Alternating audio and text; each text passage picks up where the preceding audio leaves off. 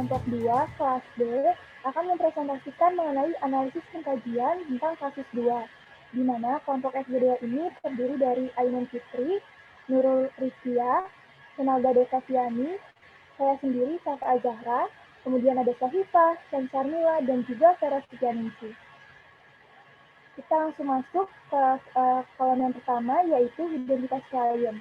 Jika dibandingkan dengan format pengkajian yang terdapat pada juknis, maka identitas klien ini sudah sesuai, yaitu ada inisial klien, Tuan R, kemudian ada tanggal pengajiannya, lalu ada usia klien, yaitu 26 tahun, ada nomor medisnya, dan juga ada sumber informasinya, yaitu klien, keluarga, perawat ruangan, dan juga rekam medis.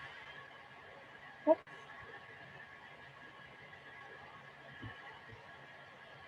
Ya, selanjutnya yaitu alasan masuk klien.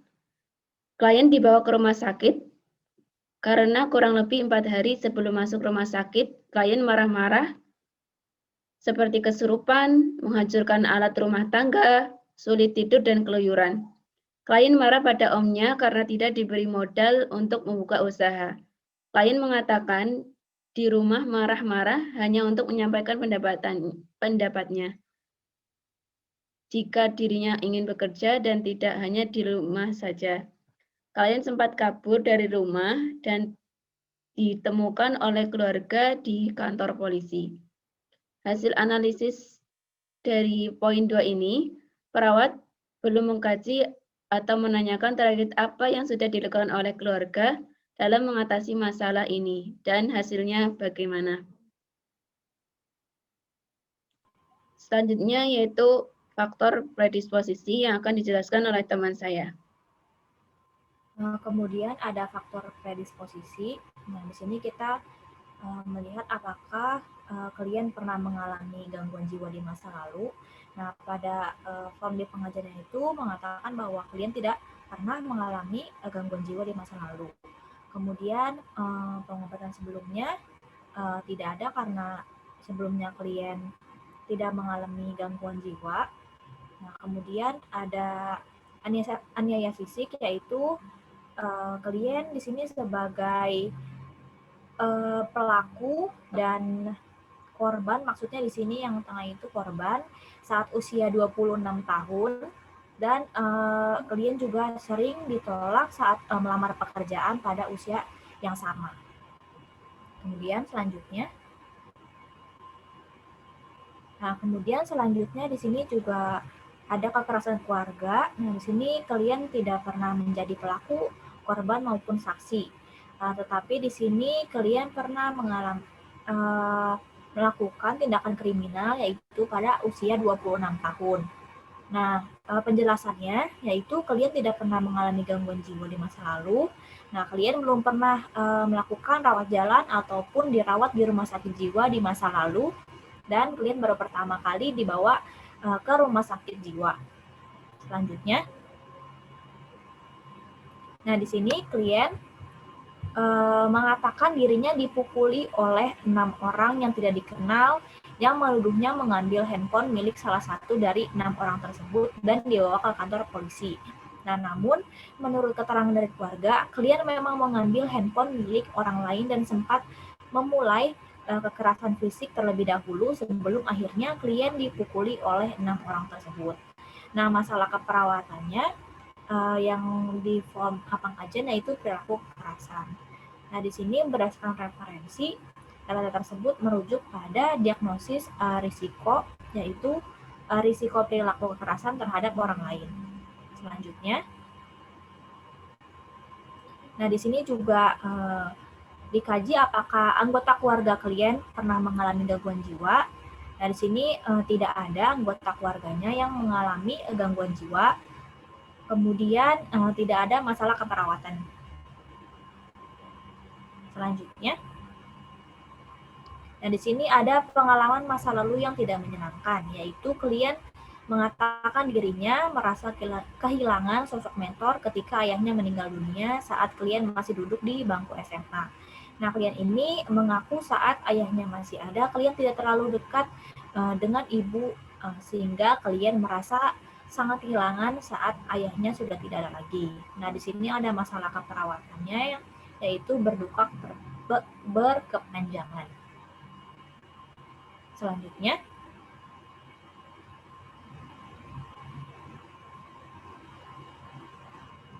itu fisik klien. Di sini tanda-tanda vitalnya yaitu tekanan darahnya 120/70 mm/Hg, kemudian nadinya 110 kali per menit, suhunya 36,8 derajat Celcius, dan pernafasannya 22 kali per menit. Nah, untuk tinggi badannya 160 cm, berat badannya 62 kg. Nah, keluhan fisiknya itu tidak ada. Nah, di sini tanda-tanda vital klien di form pengkajian mengatakan bahwa rentangnya normal dan status gizinya itu menunjukkan berat badan berlebih yang ditandai dengan IMT 24,2. Nah, di sini bisa dilihat tanda-tanda vitalnya yaitu nadi dan pernafasannya sedikit meningkat sebenarnya, dan perawat perlu mengkaji lebih lanjut sistem dan fungsi organ pada klien. Nah, di sini masalah keperawatannya itu ketidakseimbangan nutrisi, yaitu lebih dari kebutuhan tubuh, yang ditandai dengan IMT yaitu 24,2. Selanjutnya akan dijelaskan oleh teman saya. Selanjutnya yang perlu dikaji oleh perawat adalah psikososial dari klien tersebut. Yang pertama ada genogram keluarga klien, di mana hasil analisisnya yaitu dalam genogram tersebut perawat belum cantumkan usia klien dan keluarganya. Kemudian perawat juga belum cantumkan masalah yang terkait dengan komunikasi dan pola asuh di keluarga klien. Karena kalau kita lihat di sini datanya itu hanya klien tinggal serumah bersama ibu dan adik perempuannya, kemudian klien tidak terlalu dekat dengan adiknya karena adiknya terlalu mendominasi saat ada masalah keluarga sebagai pengambil keputusan. Sedangkan komunikasi dan pola asuhnya belum dikaji sama perawat. Lalu jika dilihat dari data pengajian tersebut, klien mengalami ketidakefektifan performa peran. Next. Nah, yang kedua adalah konsep diri. Jadi kalau di data itu, klien mengatakan mensyukuri nikmat Allah yang telah memberikannya anggota tubuh yang lengkap. Namun, klien menambahkan dan berkata, coba saja jika saya agak tinggi sedikit ya. Nah, ketika dilihat dari form pengkajian sesuai dengan juknis, maka dalam data ini, klien belum menyebutkan nih bagian tubuh yang disukai oleh klien. Lalu yang kedua adalah identitas, di mana klien menyebutkan nama dan juga nama panggilan dengan sesuai, dan klien juga menyebutkan bahwa sebelumnya ia adalah lulusan dari Universitas Gunadarma dan belum memiliki pekerjaan tetap. Nah, hasil analisisnya di sini klien belum menyebutkan kepuasannya terhadap status dan posisinya tersebut serta kepuasannya sebagai seorang laki-laki. Lalu yang ketiga adalah peran dari klien itu. Di sini ditulis bahwa klien berperan sebagai anak ketika di rumah. Lalu klien juga mengatakan bahwa sejak kuliah sudah menjalankan perannya sebagai mahasiswa pencipta alam dengan baik. Namun, klien belum menyebutkan bagaimana kemampuannya dalam melaksanakan peran sebagai anak di rumah. Next. Lalu yang keempat adalah ideal diri. Dalam data disebutkan bahwa klien ini ingin cepat keluar dari rumah sakit dan segera memiliki pekerjaan tetap. Klien juga ingin membuka bisnis ikan lele karena ada temannya yang membuka bisnis yang serupa. Namun, jika harus mencari pekerjaan lain, karena background pendidikan klien adalah akuntansi, klien ingin melamar pekerjaan di bank. Kemudian, klien juga mengatakan bahwa ia ingin menikah. Lalu, yang kelima yaitu harga diri. Di sini klien mengatakan bahwa dirinya malu dengan adik perempuannya terkait pekerjaan. Katanya, masa adik saya perempuan tapi sudah mandiri karena sudah bekerja dan saya laki-laki belum. Saya mah bodoh, makanya jadi nggak bisa kerja. Mau ngafal sesuatu aja rasanya susah banget. Nah, di sini masalah perawatan yang dialami oleh klien adalah harga diri rendah kronis. Gitu. Tapi perawat perlu mengkaji lebih lanjut nih data yang mendukung diagnosis dari harga diri rendah kronis. Seperti itu.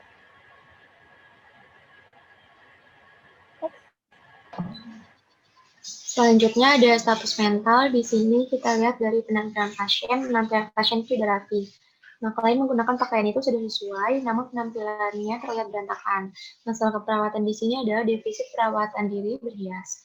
Yang kedua itu, bicara klien itu cepat dan keras. dijelaskan bahwa saat menceritakan tentang keluarga dan omnya, nada suara klien meninggi. Pembicara klien cenderung cepat dan keras. Sebentar. Nah, masalah keperawatannya itu adalah ciri dari resiko perilaku kekerasan. Next. Nah, di sini aktivitas motoriknya itu tegang dan dia itu gelisah. Dijelaskan, aktivitas motoriknya itu gelisah, klien sering mondar-mandir di ruangan, saat interaksi juga klien cenderung menampilkan ekspresi yang tegang. Nah, masalah keperawatan ini merujuk pada resiko perilaku kekerasan. Next. Nah, alam perasaannya, klien ini merasakan khawatir. Dijelaskan, alam perasaan tampak ketakutan ketika berada di antara keramaian orang, klien tampak menghindar berhubungan dengan orang lain. Masalah keperawatannya itu adalah isolasi sosial. Hasil analisis terdapat ketidaksesuaian data antara data hubungan sosial dengan data status mental, alam perasaan. Nah, efeknya di sini klien itu labil. Jadi klien itu sering berubah secara tiba-tiba dan klien mudah berganti suasana hati. Masalah keperawatannya tidak ada masalah keperawatan. Next. Nah, saat berinteraksi itu kontak matanya kurang dan klien itu defensif. Di mana interaksi selama wawancara kooperatif, namun kontak matanya itu kurang dan sulit fokus pada tujuan interaksinya itu. Klien masih menyangkal jika dirinya itu sakit. Nah, di sini kan dikatakan bahwa masalah keperawatannya harga diri rendah kronik. Namun, hasil analisis kami itu data itu tidak sesuai, yang menunjukkan bahwa kalian itu mengalami harga diri rendah kronik. Next. Nah, persepsi itu pada pendengaran, klien mengatakan saat ini tidak melihat halusinasi, namun saat mengkonsumsi nabza dulu, dirinya itu sering melihat hal-hal yang menyenangkan di sekitarnya seperti pohon yang bergerak dan melihat burung-burung terbang di depannya. Klien mengatakan sebelum masuk ke rumah sakit, dirinya pergi ke Bandung tanpa izin karena mengikuti suara hatinya yang ingin hidupnya lebih baik. Masalah keperawatannya itu halusinasi pendengaran. Dari hasil analisis ini, ketika ia mengkonsumsi nabza dulu, klien mengalami halusinasi penglihatan. Tapi saat sudah tidak mengkonsumsi, klien itu tidak mengalami halusinasi kembali. Namun di sini ada kata bahwa klien ini pergi ke Bandung karena mengikuti kata hatinya. Nah, di sini tuh merujuk pada halusinasi pendengaran, namun datanya kurang jelas apakah halusinasi maksudnya yang didengarkan ini apakah suara ataukah hanya memang keinginannya dia saja. Next. Nah, proses pikirnya itu adalah sirkumstansial, di mana kalian cenderung menjawab pertanyaan dengan cerita panjang dan berputar-putar, walau pada akhirnya tujuan dari pertanyaan itu terjawab. Masalah keperawatannya tidak ada masalah keperawatan. Next. Isi pikir klien di sini tidak ada yang di checklist, artinya klien tidak mengalami tanda dan gejala waham, atau klien tidak mengalami karakteristik atau ada masalah kesehatan pada isi pikir klien. Next. Nah, tingkat kesadaran di sini klien itu sadar, kompas mentis, dan ia itu bisa menyebutkan waktu, tanggal, dan tempat. Artinya di sini klien tidak memiliki masalah keperawatan. Nah, di memori juga klien ini tidak mengalami gangguan memori. Next. Tingkat konsentrasi dan berhitung mudah beralih, di mana tingkat konsentrasi klien itu mudah beralih. Masalah keperawatannya tidak ada masalah keperawatan. Kemampuan penilaian, klien itu bisa mengambil keputusan yang sederhana. Artinya di sini klien tidak memiliki gangguan pada kemampuan penilaian. Next. Nah, daya tilik diri di sini mengingkari penyakit yang diderita. Daya tilik diri buruk yaitu klien masih menyangkal bahwa dirinya itu tidak sakit jiwa dan seharusnya masuk ke ruang rehabilitas nabza, bukan ruang perawatan jiwa. Klien tidak memakai gelang identitas karena merasa tidak sakit. Masalah keperawatannya di sini adalah gangguan daya tilik diri. Next. Selanjutnya akan dijelaskan oleh teman saya. Oke, terima kasih. Selanjutnya saya akan menjelaskan mengenai poin ke-7, yaitu kebutuhan persiapan pulang. Nah, berdasarkan kasus yang kami dapat, yaitu tercantum bahwa untuk makan, kebutuhan BAB dan BAK klien itu membutuhkan bantuan minimal. Nah, pada kasus juga dijelaskan bahwa klien ini memerlukan bantuan minimal ketika makan dan juga ketika BAB ataupun BAK. Nah, kami memikirkan bahwa ini dan kami juga setuju bahwa ini termasuk bantuan minimal karena klien masih bisa untuk melakukan kebutuhan makan, BAB, dan BAK-nya secara mandiri. Nah, sehingga masalah keperawatan itu tidak ada. Next. Namun, kami juga menganalisis berdasarkan juknis bahwa di kasus ini perawat tidak mencantumkan terkait seperti frekuensinya, terus jumlahnya, variasi, terus macam-macam makanan yang disuka, tidak disuka, atau pantangan, serta cara itu seperti apa.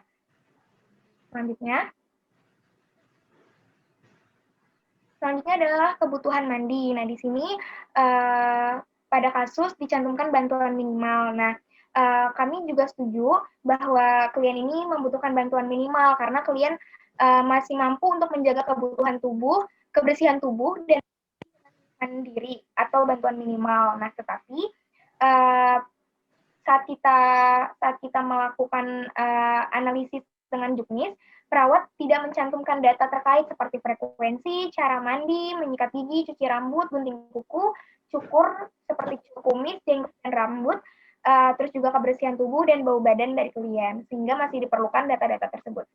Next. Selanjutnya ada kebutuhan berpakaian atau berhias. Nah, di sini berdasarkan kasus dicantumkan bahwa klien membutuhkan bantuan minimal. Nah, hasil analisis kelompok kami, kalau misalkan dilihat dari data tadi sudah dijelaskan oleh teman saya, tadi sudah dijelaskan sedikit tentang berpakaian klien, bahwa si klien ini berpenampilan terlihat berantakan dan membutuhkan bantuan perawat. Nah, tapi sedangkan di data poin ke-7 kebutuhan persiapan pulang ini, si perawat tidak melengkapi data-data yang dibutuhkan. Jadi data-data yang dibutuhkan ini kurang lengkap di bagian poin 7 ini. Next. Nah, selanjutnya ada kebutuhan persiapan pulang, poin istirahat dan tidur. Nah, berdasarkan kasus, klien ini tidur siangnya itu selama 1 jam, yaitu pukul 1 siang sampai dengan pukul 2 siang. Sedangkan waktu tidur malamnya itu dari pukul 21 pukul 6 pagi. Nah, tetapi di kasus ini kegiatan sebelum dan sesudah yang biasanya dilakukan oleh klien, dan hasil analisis kelompok kami adalah perawat itu tidak mencantumkan kegiatan yang biasa dilakukan, seperti itu. Kalau berdasarkan juknis, seharusnya perawat mencantumkan. Next. Selanjutnya ada penggunaan obat. Nah, di sini itu berdasarkan kasus bahwa klien membutuhkan bantuan total. Nah, hasil analisis kelompok kami, perawat itu tidak mencantumkan frekuensi, dosis, waktu, cara, dan reaksi obat yang dikonsumsi oleh klien, karena berdasarkan juknis itu dibutuhkan data-data seperti ini untuk melengkapi. Next. Nah, selanjutnya ada pemeliharaan kesehatan, seperti perawatan lanjutan dan perawatan pendukung. Nah, berdasarkan kasus, bahwa klien ini lanjutan dan perawatan pendukung, tetapi hasil analisis kelompok kami itu si perawat masih belum mencantumkan siapa saja sistem pendukungnya, terus juga tata cara perawatan dan pengobatannya itu seperti apa, itu masih belum dicantumkan, karena seharusnya kalau berdasarkan juknis itu. Next. Selanjutnya ada kegiatan di dalam rumah. Nah, kegiatan di dalam rumah ini seperti mempersiapkan makanan, menjaga kerapihan rumah, mencuci pakaian, dan pengaturan keuangan. Nah, semuanya ini bisa dilakukan klien kecuali untuk yang mencuci pakaian, seperti itu. Next. Nah, selanjutnya kegiatan di rumah seperti belanja, transportasi, dan lain sebagainya. Nah, untuk belanja dan transportasi, klien ini masih melakukannya sebagai kegiatan di luar rumah. Next. Nah, menurut data-data ini semua, disimpulkan bahwa klien mampu melakukan kegiatan harian secara mandiri. Namun, untuk minum obat, klien perlu pengawasan karena daya diri klien yang belum menyadari pentingnya minum obat. Selain itu, kebutuhan dasar seperti mandi, dan juga untuk makan dan minum, itu klien mampu melakukannya secara sendiri. Namun, berpenampilan, klien membutuhkan bantuan dari perawat karena klien ini terlihat berantakan saat melakukan memakai pakaian atau berpenampilan. Nah, waktu istirahat klien ini, tidur siangnya itu kan 1 jam, dari jam 1 siang sampai jam 2 siang. Nah, untuk malamnya itu pukul 21 sampai 6 pagi. Nah, sehingga untuk pola tidur klien ini dikatakan cukup. Terus kegiatan selama di rumahnya itu, klien mampu menyiapkan makanan, menjaga kerapihan rumah, dan belanja dan juga menggunakan alat transportasi. Tetapi kegiatan yang belum dilakukan oleh sehingga dari data-data tersebut disimpulkan bahwa klien ini memiliki masalah keperawatan defisit perawatan diri yang berhubungan dengan berhias atau berpenampilan. Next. Selanjutnya akan dijelaskan oleh teman saya. Ya, selanjutnya yaitu mekanisme coping dari klien. Data dari mekanisme coping ini didapatkan dari wawancara pada klien atau keluarganya. Dari kasus, klien dapat melakukan mekanisme coping secara adaptif, yaitu dengan berolahraga, dan juga klien melakukan mekanisme coping dengan maladaptif dengan tindakan minum alkohol dan merokok. Dengan data yang tercentang ini dapat disimpulkan bahwasannya masalah keperawatannya yaitu coping individu tidak efektif.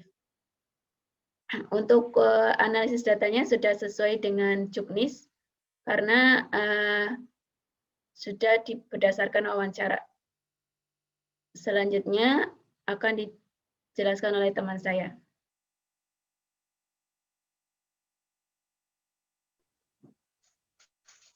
Oke, baik, selanjutnya saya akan menjelaskan terkait dengan masalah psikososial dan lingkungan. Jadi, si kliennya itu mengalami masalah dengan dukungan kelompoknya karena klien ini mengatakan bahwa ingin keluar dari lingkaran narkoba, namun teman-temannya itu selalu berkata bahwa klien ini sok suci yang membuat klien terkadang sulit untuk menghindari teman-temannya. Kemudian terkait dengan masalah lingkungannya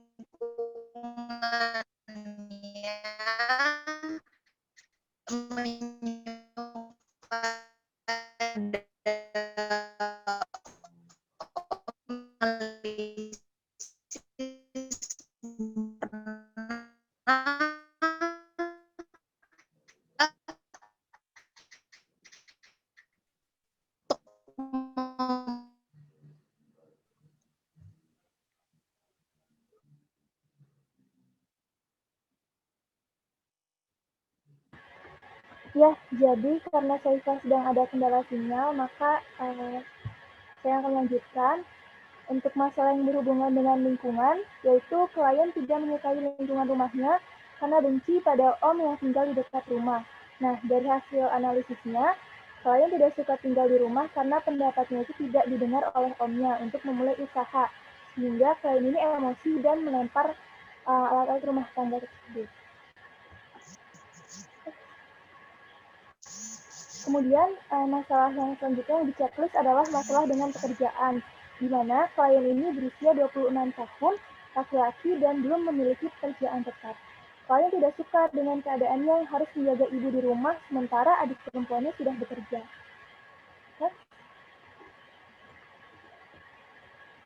Kemudian ada masalah ekonomi, di mana klien tidak memiliki penghasilan. Saat menjadi pecandu narkoba, klien sangat membutuhkan uang dan terkadang memaksa omnya agar diberi uang. Nah, untuk masalah keperawatannya yaitu risiko perilaku kekerasan dan juga HDR kronis.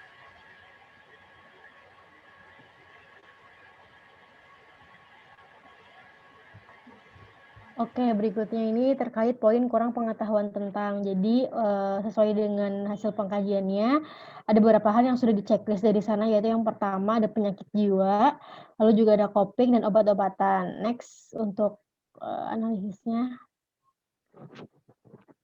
Nah, jadi untuk hasil analisisnya, yang pertama terkait pengkajian jiwa, bahwa pasien ini bisa dikatakan kurang pengetahuan tentang penyakit jiwanya karena dibuktikan dengan pasien ini mengelak, dirinya mengalami gangguan jiwa. Ia justru ingin masuk ke pusat rehabilitasi karena dia menggunakan nafsa, sehingga dia merasa ingin keluar dari RSMM dan lebih baik mengikuti rehabilitasi. Lalu yang kedua terkait sistem pendukung, pasien tidak memiliki sistem pendukung dibuktikan dengan sikap klien yang tidak merasa dekat dengan keluarganya. Lalu yang ketiga terkait faktor presipitasi, pasien ini merasa bodoh karena belum bisa mandiri seperti adik perempuannya yang sudah bekerja dan tidak diberikan modal untuk usaha oleh omnya. Lalu yang keempat ada terkait penyakit fisik, pasien ini tidak mengalami keluhan fisik. Lalu terkait coping, pasien bisa dikatakan memiliki kurang pengetahuan tentang terkait coping karena dibuktikan dengan pasien ini tidak memahami cara menyelesaikan permasalahan dengan baik. Contohnya dia tuh sering marah-marah ketika masalahnya tidak terselesaikan.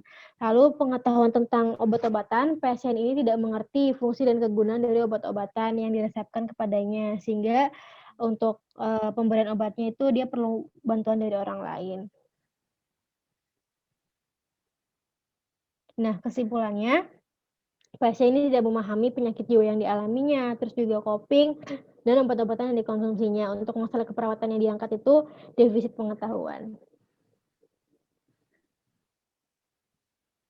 Berikutnya ada aspek medik, ini merupakan hal yang tidak perlu dianalisis sebenarnya, jadi sudah sesuai dengan hasil pengkajian di atas bahwa pasien ini diresepkan beberapa medikasi, yang pertama dari risperidon, itu sebesar 2 mg per 12 jam yang diberikan secara oral, lalu ada trihexyphenidyl sebesar 2 mg per 12 jam dan diberikan juga secara oral, dan yang tiga ada clozapine sebesar 25 mg diberikan selama 24 jam dan secara oral.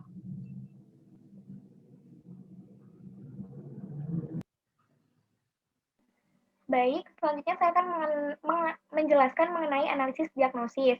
Nah, jadi berdasarkan diskusi dari kelompok kami,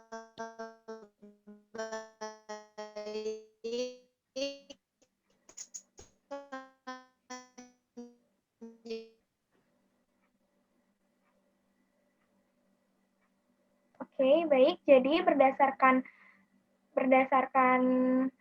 hasil analisis kelompok kami dan diskusi kelompok kami, kasus pemicu ini kami menetapkan ada 3 diagnosis utama. Yang pertama itu ada risiko perilaku kekerasan. Nah, hal ini kenapa kami ambil? Karena berdasarkan kasus yang sudah dijelaskan tadi bahwa klien ini masuk ke rumah sakit jiwa karena perilaku kekerasan yang dia lakukan seperti itu, sehingga sangat kuat datanya bahwa klien ini mengalami risiko perilaku kekerasan baik kepada diri sendiri maupun kepada orang lain ataupun dengan lingkungan. Nah, selanjutnya diagnosis harga diri rendah kronik. Nah, mengapa kelompok kami mengambil diagnosis ini? Karena pada kasus dijelaskan bahwa klien ini tidak mendapatkan pekerjaan, yang mendapatkan pekerjaan adalah adiknya, adik perempuannya. Sehingga klien ini merasakan bahwa mengapa adiknya yang lebih bisa sukses dibandingkan dengan dirinya seperti itu, sehingga pikiran-pikiran negatif dan kritik-kritik diri yang muncul kepada dirinya sendiri itulah yang membuat harga diri rendah kronik pada pasien tersebut. Nah, selanjutnya ketidakefektifan coping. Nah, mengapa kelompok kami mengangkat ketidakefektifan coping? Karena saat klien menghadapi situasi harga diri rendah kronik, klien tidak mampu melakukan coping yang efektif untuk mengatasi hal tersebut, sehingga klien melakukan ketidakefektifan coping seperti itu. Next. Selanjutnya, pohon masalah yang akan dijelaskan oleh teman saya. Selanjutnya, baik, selanjutnya itu terkait dengan pohon masalah yang sudah kami buat. Jadi, kami membuatnya itu pertama untuk kasus kami itu, masalah yang dialami klien itu adalah harga diri rendah kronik. Kemudian dari diagnosa ini menyebabkan adanya ketidakefektifan coping, kemudian terjadilah risiko perilaku kekerasan, dan menyebabkan lagi risiko untuk menciderai diri sendiri, orang lain, dan lingkungan. Untuk core masalahnya itu kami mengangkat terkait dengan risiko perilaku kekerasan.